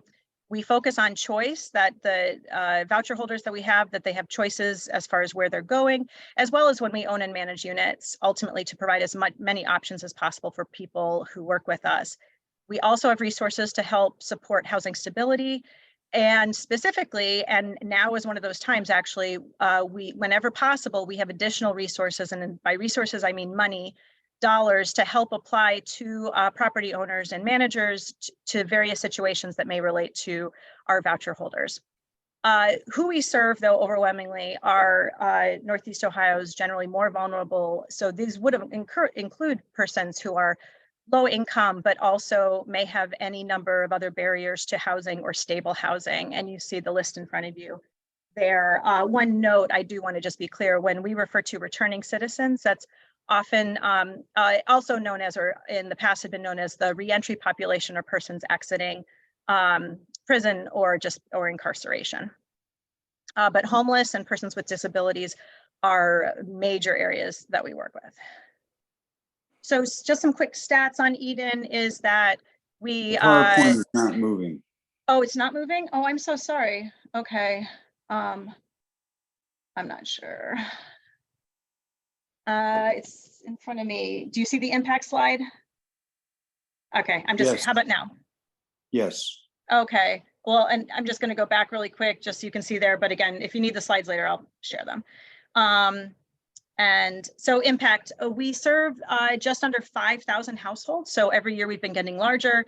And our rental assistance, so these would be the vouchers, we serve just over 3,600 monthly, but in a typical year, over 4,000 households. We own and manage some large apartment buildings as well as many other units. And that's included in our PSH buildings as well as scattered. And then we also, at this point in time, are the owner of the Norma Hare Women's Center. We don't operate it, but we do own it. Just some information on the upswing. We have been serving a lot more people because the needs have been rising in Northeast Ohio with regard to vulnerable populations and resources for rental assistance. You can look here, hopefully, with our special populations, just to give you an idea of some of the groups we work with. But to give us just, I guess, some scope or scale, is that we provide HAP payments. So that's the rental assistance payments to over 1,200 housing providers a month. And that, of course, changes over time. We are the administrator for the county's rapid rehousing program. So that's short-term rental assistance, also a voucher program. And we also, part of our work is to provide housing location and stabilization services for our participants. And then when possible, and now is some of those times, we offer housing property owner incentives to help increase unit availability, as well as to help to support property owners and managers in their work. We are a housing agency. So we are not a PHA, we are not a governmental entity, but we are a housing agency. And I provide our number for you there, but we are a nonprofit. We are the only nonprofit housing agency in Ohio, and one of the, as far as I can tell, one of the very few in the country. And so what that means is, unlike a housing authority, we don't have sort of we are not a governmental entity. We do not receive a direct budget support for administering these programs. And yet we were able to secure housing choice vouchers and to administer other rental assistance programs as a result of being in this area. So we do have just under 400 housing choice vouchers. About 250 are leased right now. So again, we're on scale, we're much smaller than CMHA. However, what we do have are thousands of other vouchers of different types, and I'll share a little bit more about that. So the extra resources that we provide to housing providers, and the nuance with Eden is that we have just shy of 50 different rental assistance programs or voucher programs. So the answer won't be the same for all. But what we do provide or try to provide for just about all of them are housing location services, as well as some additional financial resources, things like first and second security deposits, unit hold fees. That is to help provide some compensation to a property owner while they're waiting for their inspection, application fees, rent, utility arrears, damage costs, and then for some programs, cleaning, furniture, and other one-time costs. I'll note that our inspections are all in-house, they're all Eden employees. And so we're able to navigate that somewhat differently. So our mainstream program and Eden in general, just again to note that we administer both long and short-term vouchers. And we have both tenant-based vouchers, TBRAs, as well as sponsor-based vouchers. Each program, like I mentioned, we have about 50. They're different, but this consistency or some of the generalities I wanted to share here are just that the eligibility is really going to be dependent on the program, but it could be a referral source, a wait list, or the presence of some sort of condition. Eden is not typically the front door for people. They have to be referred through different programs, aside from the programs where we manage a wait list, which indeed our housing choice vouchers we do. Most of our programs, we can pay rents up to the rent reasonable, which is the current market rent. So that's a little different than the fair market rents. But just like CMHA, our housing choice voucher program does have to adhere to the payment standards and the work therein. Most of our programs require an inspection, and then most programs do have support services as part of the program, but not necessarily all of them. Point I'm trying to make here is that being on Eden or being with Eden means a lot of different things. So we have to work together to really help explore what that means based on the specific program. So our mainstream housing choice voucher program is a housing choice voucher program. It has, like I said, wait lists and payment standards. And in this case, the household must have at least one member between the ages of 18 and 62 with a disability. So that is the enabling, I guess, place to get on the wait list. I wanted to share here, not that we're going to go into this all detail, but just showing where all of Eden's vouchers, over 3,000 of them, are zip code wise across Northeast Ohio, because we operate in multiple counties. But just note that most of these tall bars are in the city of Cleveland, primarily on the east side, but again, we range all over. For our housing choice voucher program, I wanted to share that overwhelmingly our vouchers are in I guess the highest level is in Cuyahoga County eastern suburbs, but we're obviously really high here in the city of Cleveland. I did just want to reiterate, as other people mentioned, it is a lot harder for our participants to find units, locate units. The market is extremely tight right now, but once they find units, we find that they're spread out around our area. And our housing choice voucher program does serve persons in Ashtabula and Lake County as well, which is why that's there. So we're in the lease up phase, meaning we're still trying to get to lease up all of our HCVs that we have available. We do go up to 120% of the FMR as well. We do provide housing location and stabilization services for persons on our housing choice voucher program. And stabilization services means that we have more staff available to not only work with the property owners and managers, but then the participants themselves if issues or questions come up. And right now we do have a $1,000 bonus for new landlords on this program, and up to a $500 bonus during tenancy. And any landlord or participating housing provider would also have access to any other resources that Eden has to help with mitigation support and the like, any program there. And so finally, this is information just on how to work with us. We do have a designated roles to work with property owners and managers. Those are our community housing agents. We have an email and a phone line. The phone line is not staffed, but the voicemail is. So we do make sure we return calls as quickly as possible. We have a monthly property owner manager newsletter that we provide updated information about Eden, as well as try to answer questions that come up. And just overall, we are just trying to help figure out ways to serve the property owners and managers in better ways. And one way that Eden did do that over the past 2 years is that we now actually have a director whose focus is on this, and a different director who's focused on the programmatic aspects of the work, so that we would have, I guess, a peer overall to ensure that we could see more objectively the perspective of both the participant or the tenant, as well as the housing provider or landlord's perspective in any questions and work with the programs. So I'll stop there, but we'll be available for questions afterward. Thank you. Thank you. And Elizabeth. Hello, everyone. My name is Elizabeth Zach. I'm a supervising attorney at the Legal Aid Society of Cleveland. I've been in housing for about 9.5 years now as an attorney. And at the Legal Aid Society of Cleveland, our housing practice group represents tenants who, in all of Northeast Ohio, we represent them in eviction defense and also in affirmative cases with the goal of increasing stable, safe, and affordable housing. So I am not a tenant in a housing choice voucher program. And so I think it's notable that we don't have anyone truly speaking from the tenant's perspective here. But I just want to say I was heartened to hear that Chuck and Chip would support a resurrection of the Cleveland Tenants Organization. So my contact information is in the last slide, and would be happy to speak with anyone about that offline later. So let me see. Okay.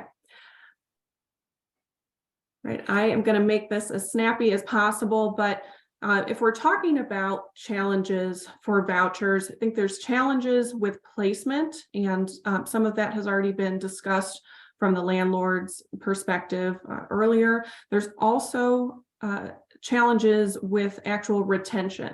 So how can, if the tenant gets that golden ticket, how can we allow them to keep it, and not only keep their voucher, but keep it in the same place where they originally placed it? There is a lot of musical chairs with tenants in Cuyahoga County, and how can we get them to stay in the same place? Because that's when tenants really become invested in that property, invested in their community, and I think that's what we want for our fellow neighbors here in Cleveland.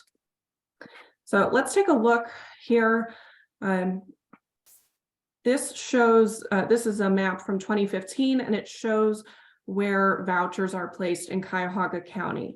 And so everyone here is probably familiar with the term areas of opportunity, and Dorivette certainly talked about that in her presentation.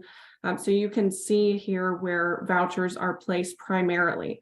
The city of Cleveland, East Cleveland is the next highest city for voucher placement in Cuyahoga County, and then we have a few cities on the east side.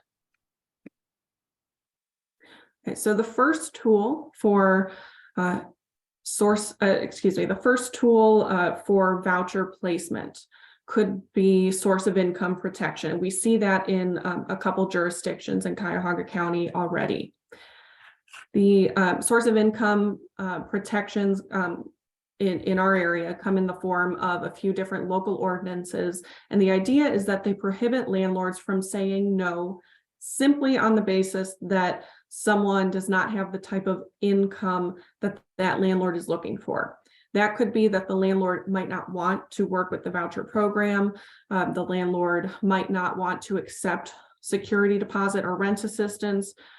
It's also possible that a landlord sees that someone's form of income is SSI or a veteran's pension, and the landlord uses that as a red flag to deny them housing. So not only is source of income protection a helpful tool for voucher holders, but it's also helpful because voucher discrimination could in fact be a proxy for racial discrimination. Now, in Cuyahoga County, Almost 90% of voucher participant holders are Black. So meaning when a landlord denies a voucher holder, they are 9 times out of 10 denying housing to a Black family. The other thing to keep in mind is that going back to that map that was shown a couple slides ago, about 2/3 of voucher participants live in a census tract where the population is 50% or greater Black. And so what that means again is that our vouchers are really staying in these concentrated areas. And a survey by the Fair Housing Center for Rights and Research shows that of the 500+ families that were they're looking to get out of some of the areas where they're in. And so that's why voucher mobility and source of income protection is important. Now, as of the time this map was created in 2022, there are 16 states that already have statewide source of income protection.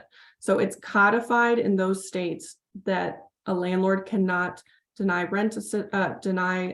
a rental to a family simply because they have a housing choice voucher. Ohio, we have to be different. We just have this little patchwork, and you can see these little black dots on the map. So in Cuyahoga County, we have 5 cities that have source of income ordinances. Now, I heard Malia mention that not many landlords in Cleveland Heights will rent to people who have housing choice vouchers. That is concerning. These ordinances are relatively new, and so we have to see what enforcement is going to look like. And so that's, I'll just say anecdotally, I mean, if people are hearing of this, hearing of tenants not being admitted to housing, or if you see something as blatant as a sign or a Craigslist posting that says no vouchers accepted, the Legal Aid Society wants to hear about it, and the Fair Housing Center for Rights and Research wants to hear about it. And why is this important? I referenced that survey that the Fair Housing Center took back in 2017, and I'm going to link to it just in a moment here. The number one barrier identified by voucher participants in trying to find new housing is that their voucher was not accepted. That's the number one barrier to actually getting into new housing. That's why source of income protection could be useful.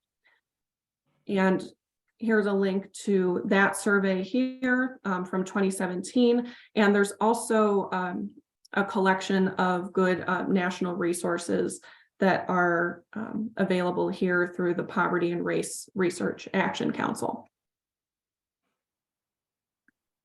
Oh, sorry about that. Okay, so second tool, increasing payment standards. Why are payment standards important? That is the amount of money that the cap that a landlord can receive.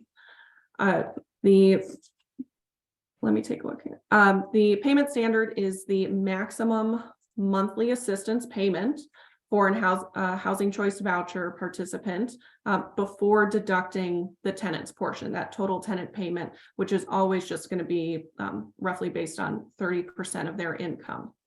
So in Cuyahoga County, we heard that CMHA does have a maximum amount right now of 120%. And so the zip code for 44107 is Lakewood. If you're just taking a look at some apartments that are available in Lakewood, it still might be kind of tough to find a 2-bedroom for $1,200 or less. And then we haven't talked about the Parma Public Housing Agency. They cover about 5% or less of vouchers in the area. Their payment standards are not at 120%. So those could also be increased if they applied for the same type of waiver that CMHA received. If we think about tenants and one tenant has a CMHA voucher, another tenant has a Parma voucher, we want any tenant with a voucher to be able to have access to the entire county. But if someone has a Parma voucher here, they're not going to have access to the same type of areas of opportunity. Now, it is possible to get above that 120% though. CMHA or Parma Public Housing Authority or these other entities would have to get special permission from the HUD Assistant Secretary. So there's a link to those regulations here. So it is possible. I don't know how difficult it is. I don't know what as a community we could possibly do about that. But as these fluctuations in the rental market, especially post-COVID, continue, we really want our community to be taking advantage of every tool that's available out there.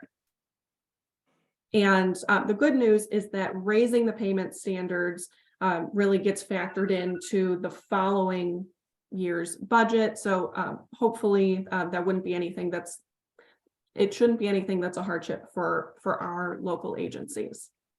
And why is raising the payment standards to that total maximum amount important? That is the second reason that voucher participants identified in that survey conducted in 2017. So first issue was that their voucher was not accepted. The second issue might be that they are just shut out of housing or their housing search is limited based on the price range dictated by the housing authority they're working with. And last, if we think not necessarily about voucher placement, we move on to voucher retention. So the tenant, they have their voucher, they're lucky enough to place it. How do we actually keep the voucher participant there in that same unit? And ultimately that's, I imagine, what landlords would want as well. They don't want turnover, especially if there's going to be a couple months lag time with any type of finding new tenants and contracting. So how do we get the family to actually stay there? Now, anecdotally, from the Legal Aid Society's perspective, one of the most common reasons that we see voucher participants leaving their home, especially when we work with tenants through the eviction process, is that their landlord has failed one of those inspections that we heard mention of before. So when a landlord fails an inspection and then the re-inspection after that, the housing authority will abate its housing assistance payment, which is the subsidy. And not only are they abating their payment, but they're terminating the HAP contract. So what we could do instead is, instead of just abating the payment, the housing authority could possibly, there could be a ramp up of notices. There could be some type of more hands-on intervention with the landlord about the types of repairs that are needed. And the housing authority does not necessarily need to jump quickly to terminate the contract. That's not required. We usually see that as operating either hand in hand with the HAP abatement or very soon after. And it may be unconventional, but it's also possible for the housing authority to utilize some of the same tools that are out there for tenants. Tenants can escrow their rent. Tenants can file motions for repairs. Tenants can pursue matters in small claims. These things are in the HAP contract that the landlords, tenants, and the housing authorities all sign at the outset of the tenancy. And so if the housing authority were to really become a partner to the tenants and try to, get the landlord to make these repairs, then the tenant has another advocate that's out there for them. And if the repairs are ultimately made, the landlord can get their money back perhaps, and the tenant is staying in place. What happens instead is the tenants that we work with often do not know that their that the contracts have terminated, and they also don't necessarily equate that to a change in their rent. They've identified as a voucher participant for maybe many years, and they're not maybe realizing that this could potentially make them liable for the entire contract rent. And again, that can possibly lead to some messy eviction situations. Something else I don't have in the slide here, but it came up previously. It may be possible, I know it's possible, I've seen it done in Cincinnati, to prorate the HAP so that tenants aren't necessarily waiting for the first of the month. We see that a lot where tenants aren't allowed to move in or start their new contract with their new housing choice voucher landlord until the first of the month. And move outs don't necessarily happen that way, especially if a tenant is being evicted or is coming from a different housing, coming from a bad housing situation. They're not necessarily able to start a clean new lease right on the first of the month. So if we could see a little flexibility in the program where the housing authority is allowing a tenant to move in mid-month, that would that type of flexibility allows people to not have to find interim temporary housing, and it could also get payments to the landlords a little sooner. They don't have to wait an entire month then, a month of no rent to start on that clean first day of the month. So my time is up. I'm happy to take any questions. I know there's probably questions for the rest of the panel as well. And the last piece here, please feel free to contact me offline as well. Thank you. Thank you so much to all of the panelists. I wish we had more time. Chip, it's up to you if we can extend this a bit to have Yeah, why don't we take questions. about 15 more minutes and take some questions if they're in the chat. Or just put your hand up on the, on the thing, and we'll get to you. One thing that I'd like to just reiterate that I heard from so many of you is that we need to feel like we're in partnership together, the tenants, the landlords, and the contract administrators. So I'm just wondering if anyone can offer some suggestions how we go from today to trying to build a firmer partnership.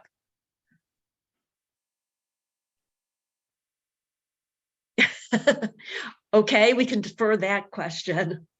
While we're waiting for others. I guess I'll just note it is that we need to find the right ways to listen to each other and learn. And so I think that's where at least we've definitely determined that we were very resident focused, which is not bad, or participant focused, and that ultimately we needed to build some internal systems and tools in order to make sure we were receptive and had more appropriate responses to the property owners and housing providers. So I think it's ongoing. We still have more to do and more to learn and more to improve on, but that we just need to keep listening and sharing.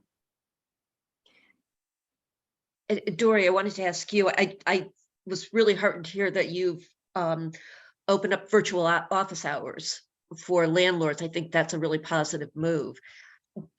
Does CMHA anticipate expanding the services that are now available through the demonstration mobility program to a broader base of voucher holders and or landlords? That's really up to HUD, Jennifer. They provide the subsidy, and they've been very prescribed since this is a demonstration, is a study. All of our current activities under mobility are very prescribed and very much monitored by HUD. But the reason that we're participating is because we're hopeful that the results of this study will result in more impactful funding from HUD that includes allowing housing authorities to make payments for security deposits or, holding fees, application fees, all of those mobility related services that are available to the mobility families. We're hoping that this is a mechanism to get there. Okay, Chuck, I'd like to get your input, your response, especially to what Elizabeth was saying about source of income. I know you can't speak for all the apartment owners in the association, but if you could give some general feedback to how many of them that you may have spoken to about source of income, how they would respond. Well, source of income is a concern for the housing industry as a whole, and how it's going to be administered if there is a source of income legislation passed that's outside of just the individual communities that have passed it so far. I know that on a national level, the National Apartment Association is, looking at it from the standpoint of how it affects everyone across the country, whereas the State Apartment Association really hasn't taken any position on it. NOAA locally has been watching it and has been involved in some of the conversations and discussions with different communities as they've been considering it. Source of income, at least from my perspective, depending on the types of tenancies, is not an issue. If somebody has the ability to pay the rent and is going to be a reasonable and good tenant, personally, I don't have an issue with that. You have bad tenants who have plenty of money, as well as good tenants that have little or no money. So it's the quality of tenants that really matters, not so much what the source of their income is. The legislation that's being passed, I think, is in some cases a little unwieldy, and it'll be interesting to see how it actually plays out as more communities take on that kind of legislation. Well, I just recently saw that 2 Ohio State reps, including Terrence Upchurch from the Cleveland area, just, I believe, a couple weeks ago, did introduce source of income legislation at the State House. Beyond that, I don't know what's happening Yeah, statewide. there doesn't appear to be a whole lot of support yet for that, but I think there's going to have to be a lot of conversation as time goes on. The feeling is that it will be difficult for the state to pass something like that because of the way the state's constitution is, that many of the cities are not going to be cooperative in source of income. You're finding a lot of suburban cities don't want to see source of income legislation. It's mostly inner ring suburbs that are interested in seeing source of income being a reality. Does anybody else have any other questions? Put them in the chat or whatever. Jennifer, want to thank you for an extraordinary afternoon of presentation. I was a professor for a long time. I mean, this is a classic example of really wonderful community education. If you wonder why Cleveland has so many challenges to it, take a look at this tape and you'll understand why we have the challenges that we do. Not that they don't have solutions, they do have solutions. But from Malia Lewis, who has, I don't know, not a whole lot of units, to the larger owners, the bigger challenges. But it really is a challenge for our community as a whole to heal some of these longtime rifts. And I take my hat off to CMHA. They've got some resources and they got some dollars. Maybe they can get something going and convince some of the landlords in that green part of the map to get going and help our community heal. And from Ernie Bone forward, it's a challenge for all of us. I remember when I first got involved as a city planner, they had what was called cooperating districts or cooperation plans between cities and CMHA, and virtually no city had one. I think Cleveland Heights had one, and Oakwood, and maybe Warrensville Heights and East Cleveland, but same challenges we had back then we have today. So this is a lot of really good information, and we'll make this available at our website and get it around you. I want to thank all of our participants, and Jennifer, I'll turn it over to you just for a final goodbye to everybody. I just wanted to reiterate my thanks. I appreciate all the time that the panel's put into putting this together, and all the others who have attended. So again, thank you. Thank you all once again. Terrific turnout. It's one of our largest ever turnouts. Thanks again to everybody. Thank you. Have a great afternoon, and if you'll be getting your CLEs. Bye-bye.